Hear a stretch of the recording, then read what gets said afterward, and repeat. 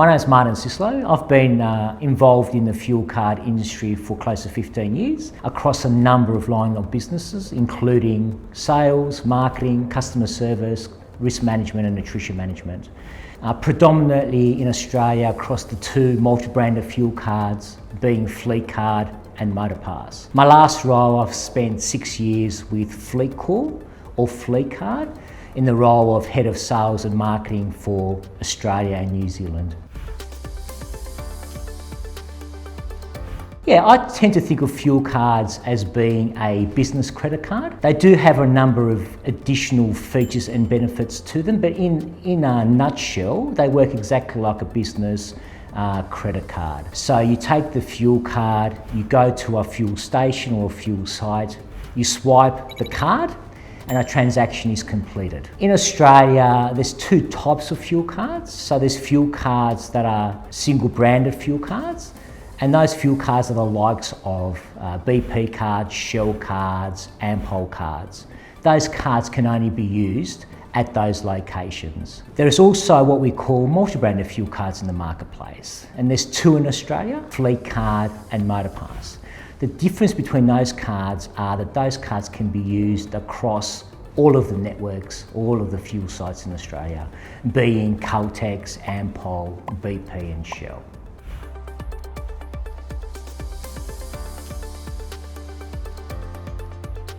Yeah, so look, I think the first benefit is absolutely control. So obviously fuel cards can only be used typically to purchase fuel. The control benefit is really a little bit more stringent than that in the marketplace. So as an example, if Martin has a van that runs on diesel, you as the business owner can set up that card just to purchase diesel fuel. So if Martin tries to fill up his wife's car that runs on petrol, that transaction will be declined. So, misuse of a business card is quite important for business owners, and that's certainly one of the major benefits of a fuel card versus a credit card. Another benefit that comes into play with fuel cards is that fuel cards break down the GST component of every transaction, which means that your drivers don't need to keep the receipts when they fill up on fuel on the fuel card. So every month you'll receive a statement. As part of that statement will show where the transaction was completed, how much fuel was purchased, the total amount of the fuel, but most importantly the GST component. And then you can use that information to be able to produce your BAS reporting or any other tax requirements that you require across your business. So that's absolutely a great feature and benefit of the product. One of the other major features of the product is that fuel cards can actually also be used to buy non-fuel items in the marketplace. So if you're running a fleet of vehicles in the market, you can also use that fuel card to be able to pay for your servicing, to change your windscreen, to buy tyres on. So again, the benefit there really is that all of those purchases go in that one statement, which means that you have a whole history in terms of what's been purchased for that vehicle in one place. And then in turn, that saves you administration in terms of managing all of those transactions from multiple sources, because you do have that in one location, being the monthly statement. Another thing that comes to mind, and certainly this becomes a little bit more prevalent as your fleet grows, is the reporting. So apart from the monthly statement that you receive, a lot of the fuel cards in the marketplace offer additional reporting. This could be things like a monthly fleet report, which just gives you a snapshot in terms of what your fleet has done for the month, where they're fueled, how much money they've spent on fuel, what they've actually purchased and how often. And this is quite important, especially if you're running a fleet of vehicles that are exactly the same. You can actually then judge how drivers are driving versus their peers on one easy report. Another benefit of the reporting is that a number of these fuel card providers offer what's called exception reporting. So as a business owner, you're able to flag outside of the norm type transactions that are important for your business. So as an example, you might have a fleet of vehicles that you just want those vehicles to be filled up during the week. So those vehicles may go home with your drivers over the weekend, but they shouldn't be using those vehicles on a Saturday or a Sunday. So you're able to set up an exception report to make sure that every time a driver fills up on a Saturday and a Sunday, that will be flagged to you in real time and notify you to say, hey, Martin's just filled up his car on a Saturday. The transaction will still go through, but it just informs you to have a conversation with that driver to say, well, why did you fill up on a Saturday when you shouldn't be doing that? So that's quite an important business benefit as well. So reporting is also quite a significant part and a significant feature of having a fuel card in the marketplace. Just on reporting, another thing that comes to mind, which is also important, maybe not so much for smaller fleets, but certainly for fleets that are large in the marketplace, is telematics. So a lot of the fuel card providers in the marketplace have partnered up with telematics businesses. And what telematics is predominantly GPS tracking of vehicles. So in addition of being able to manage the cost and expense of your drivers or your fleet filling up, through a telematics solution, you're also able to track where the vehicles are. So at any given time, in a live environment, you're able to determine and easily see where all of your fleet is located via the internet, via easy protocol. The other benefit of fuel cards is obviously the fuel discount. So typically all fuel cards in the marketplace will offer you a fuel discount every time you fill up your fleet of vehicles. That fuel discount typically is off the board price that you see when you drive into the service station or the fuel site. That fuel discount is then taken off the transaction value on your statement, which in turn provides you with some savings in terms of running your fleet.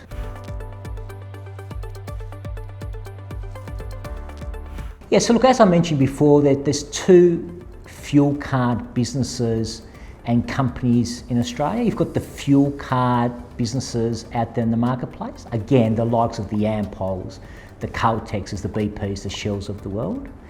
They offer fuel cards, but as everybody knows, they also have fuel sites in the marketplace. So they actually sell fuel. And the fuel card for them is really a way to be able to drive volumes to their fuel sites. Then you have Fleet Card and Motor Pass. So I like to think about Fleet Card and Motor Pass more like a Amex. What they've done is they don't own fuel, and you don't see a Fleet Card or a Motor Pass fuel site. They've just negotiated with those Ampols, BPs, Shells of the world to accept their product within their site. So they're like a credit card. And all they do is they facilitate a transaction when you use their card at that location. That's a very good question as well. I think, apart from fuel discounts, as I've spoken before, the major benefit is the control of that product, but also assisting you with the administration. You don't need to keep receipts. And that is a significant time saver for your business as a business owner. So, if you want to reduce the time that you spend in the office doing admin, a fuel card is certainly a good start to that process, in addition to the other benefits that fuel cards offer, i.e. fuel discounts, where you can save a little bit more money when you purchase your fuel. Yeah, that's an excellent question. In my mind, the first step really is to understand where your fleet travels. So you need to know, is your fleet a metro-based fleet within a state? Does your fleet do both metro and a bit of regional travel, or does your fleet travel nationally? And that then starts the process in determining what fuel card is best for your business. There's a whole range of different components then you need to decide on in terms of choosing the right product for your business, but that is literally the first step in terms of choosing a fuel card. There's also a number of fuel card comparison sites out there in the marketplace, which are a useful tool to understand what's available from a fuel card perspective and make it a little bit easier in terms of choosing the right fuel card, again, for your business. From a sole trader perspective, or as an example being a tradie, I think the multi-branded fuel card solutions are the one to go for. They provide a cheap alternative to a fuel card proposition that allows you to drastically reduce your administration, get an ongoing small discount, but also use that product to be able to buy non-fuel items in one place and at one time. The other value of multi-branded fuel cards, certainly for a tradie, is that it keeps you on route. So it maximises the efficiency when you're travelling from one job to another in areas where you may not understand where a local service station is at. So it keeps you on route, it gives you the confidence that you're able to pull into the next nearest service station and fill up, rather than trying to find a single branded service station fuel site to fill up on. Yeah, for small businesses with a few vehicles, I'd recommend multi-branded fuel cards. Again, the benefits of being able to reduce your administration, not keep receipts for your fuel or non-fuel transaction, the GST reporting and the breakdown by transaction is significant to that segment in the marketplace. It also allows you, when you move from job to job, to be able to put into the first fuel site and fill up, rather than having to find a fuel site, a single branded fuel site on your route. And for SMEs, time is money. You really just want to fill up en route and get to the next job to do what your business does best. So look, for a larger fleet, a couple of other things come into play. Because you have a larger fleet and you're spending more on fuel, discounts become important. And there's no easy answer for this, because it also depends on where your fleet travels. But generally speaking, I'd be searching for looking at the single branded fuel cards in the marketplace, simply on the basis that you will be able to extract a larger discount, which will save your business money, but you'll get more of a personalised service from those fuel card providers. If you're focused or you're determined to choose a fuel card provider purely based on discounts, then the single branded oil code products are the best for your business.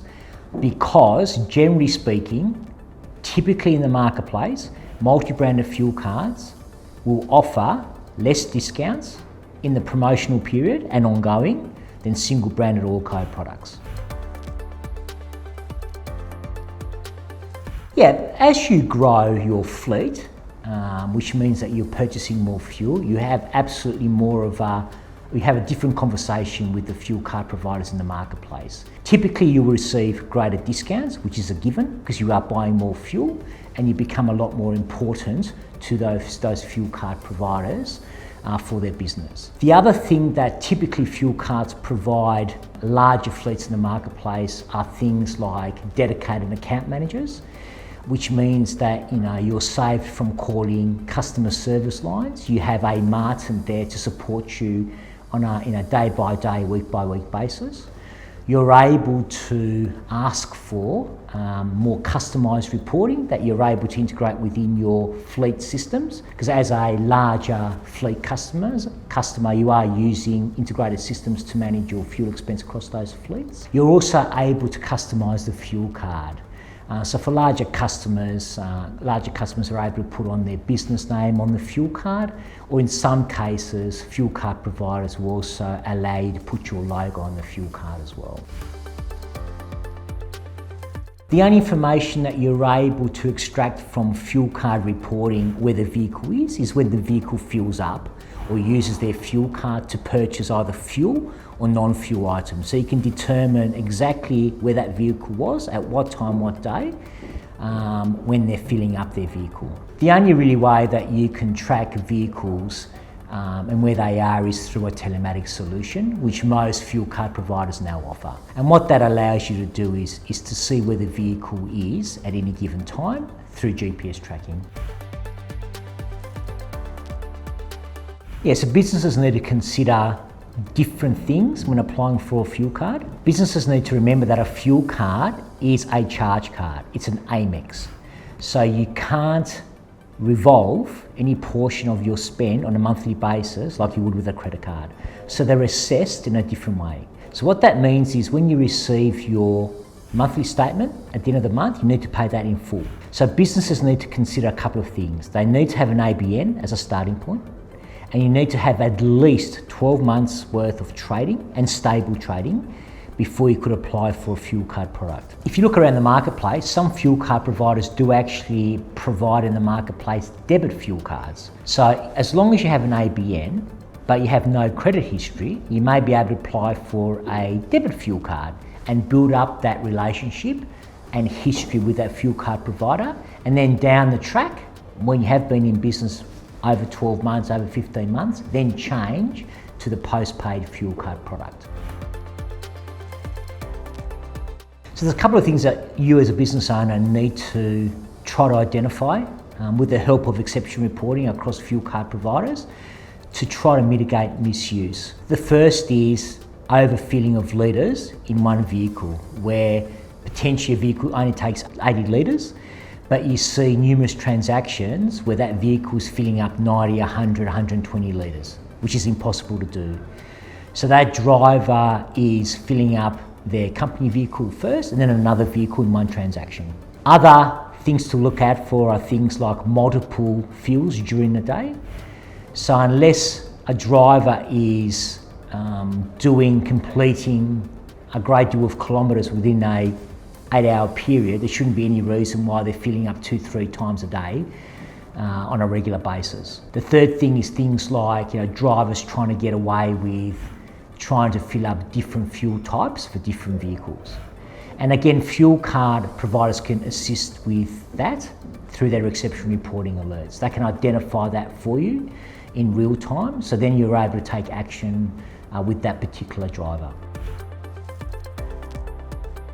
So fuel cards make money typically in two ways. First portion of their revenue is that they make money from you as a business owner. So they charge a monthly card fee to you for using their product. Now the benefit of that is that typically fuel cards will charge between $3 to $5 per card per month.